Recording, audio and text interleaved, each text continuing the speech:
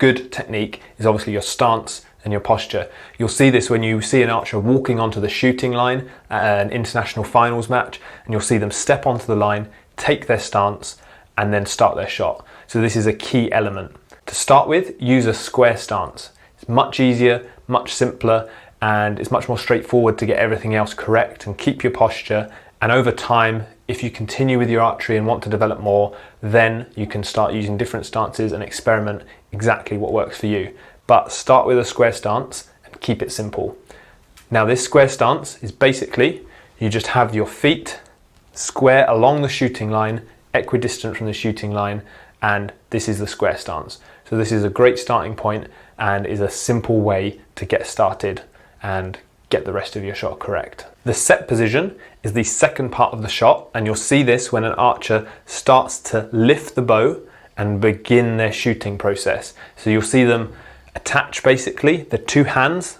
Their right hand, if they're right-handed, would be the draw hand around the string, and their left hand would be the bow hand. This is for a right-handed archer.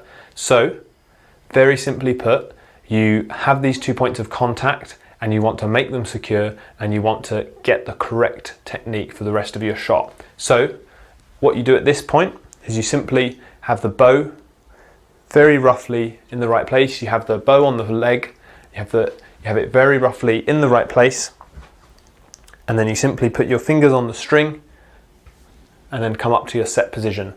String position should be, the string should be in the first joint of all three fingers as a good starting point. So you simply put the string in the first joint of all three fingers like that. And you can see that that's a good starting point and allows you to get your hook nice and firm.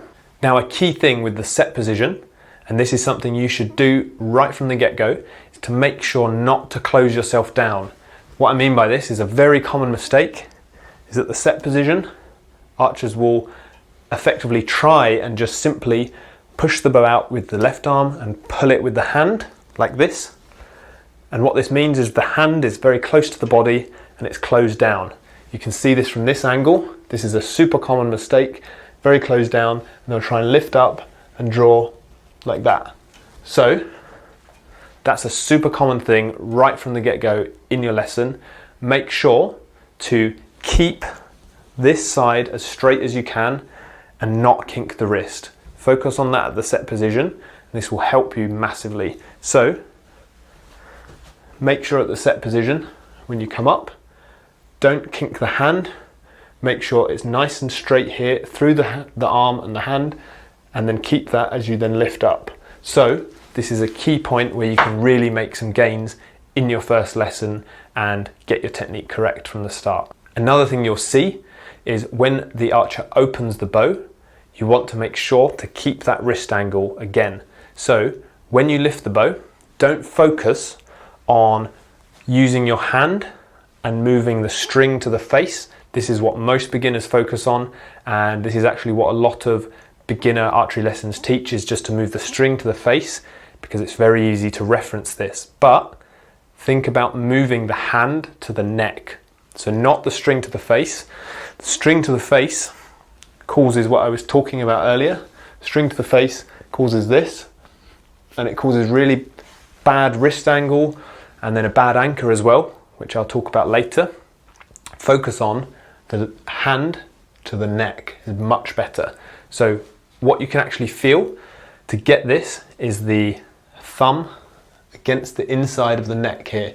So you can come in and feel the thumb here, because when you then come and draw the bow, this is the point that you'll see in, most international competitions or in films. You'll see the archer at full draw. In recurve Olympic archery, you want the hand alongside the neck, under the chin, and flush with the face and the body basically. So focus on the thumb against the neck and you'll get the hand in a nice position. You don't want the hand floating up against the chin here. You don't want it back here. You want to make sure that the hand is against the neck and the string is also on the face, as we said. But by thinking about the hand against the neck, this will make you much better right from the start and will improve the chances you'll get a good anchor position. So the most obvious part of the technique for a recurve archer when you watch the Olympics or you watch films is the release. And this is obviously when the string leaves the hands, the arrow leaves the bow, and then the arrow goes to the target. Or in the case of films, probably some unlucky person downrange.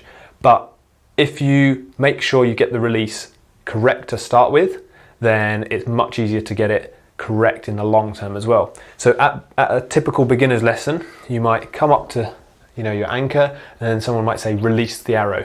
But if you've not done archery before, you won't know what this feels like. You won't know how to release the arrow. You will just go like that and open the hand, and you'll probably do that, and then this will cause a bad release, and the arrow flight will probably be bad, and it's not good technique. So to start with, what you need to do, if you want to start the correct way, is to learn the feeling of the correct technique, and then basically you'll have the feeling, so then you can replicate this. So very simply, you can get your two hands, place the first fingered pads of each hand together, like this. So you can just simply place the finger pads like this together, simply like that, so you're hooking them together. Then you bring your hand to that anchor position I was saying, with the thumb against the neck, bring that there. Now you're in this good anchor position. Now all you do is you increase the tension, so you're just pulling with both hands and increasing the tension, and then as you do this, you just let the fingers slip off each other, like that. So you can increase the tension, you're squeezing, you're keeping the fingers, and then at the same time, you let both hands, you let the fingers slip off. So you just go like that. Notice now how you're learning the correct technique, and you're not doing that. You're not needing to release the string because you can do both sides. What this teaches you is the correct way to release the string, like this, and you can keep your release hand hook correct. And then when you do it with the bow and the string in the hand, you'll then know the feeling much better to release it rather than coming in and going like that because you don't know how to release. So this is a great drill, and do this before your first archery lesson and you'll have a massive advantage and you'll really hit the ground running. Another key thing with archery technique for beginners is to make sure to keep the body and the head still. So you don't want to be drawing and moving backwards and forwards, and you don't want to be leaning back like this. You want to make sure that you've got your body straight with the square stance, you keep everything nice, and you simply have the technique in a nice T shape. So your body is the stem of the T, and then your arms are the actual T shape, and this is the good posture you want. To get this, a great way to get it is to simply stand on the shooting line, put your hands out to the side like this in a crucifix. So you simply hands out to the side, look to the left or look to the target. It might be right if you're left-handed. So if you're right-handed, you look to the left where the target is, and you simply just bend the wall's there, but you bend the right hand basically to your anchor position, and that is a good starting point for your general posture. Notice now, because I've not had to draw and do all this, I'm not contorted, I'm not moved around, you just simply there. So that's the posture you're aiming for, and you should be able to replicate that with the bow once you do it. Now when it comes to actually gripping the bow and holding the bow, what you want to make sure of is that you put the bow into the correct position with the hand. You don't want the hand really far over like this. So you want the left side of the thumb pad, see this lifeline here, you want this side contacting the grip, you don't want this side contacting the grip. So you want this position here is good, you don't want that, and you also don't want this, that's too far round. So you want the thumb pad side here placed on the grip, so you can make a V, put your hand in the grip, place it down here, and then notice as well as I'm not losing the grip around like this, I'm making sure I'm pushing through the thumb, the knuckles are back, and then that's the correct position. I'm also not grabbing the bow and tightening the grip like this, that's not correct either. So you have the correct grip like I said, and that'll be another massive benefit and a massive advantage you'll have right from your first lesson. Another thing you should be aware of is don't move around on the shooting line between arrows, and don't shuffle around and move. So very often at a beginner's course you'll see archers that come and they'll shoot an arrow and then they'll shuffle their feet and shoot another arrow and shuffle their feet and move around, or maybe move the body around and stuff like that. Once you go onto the line, you put your stance as it should be, then you stay there. That's it.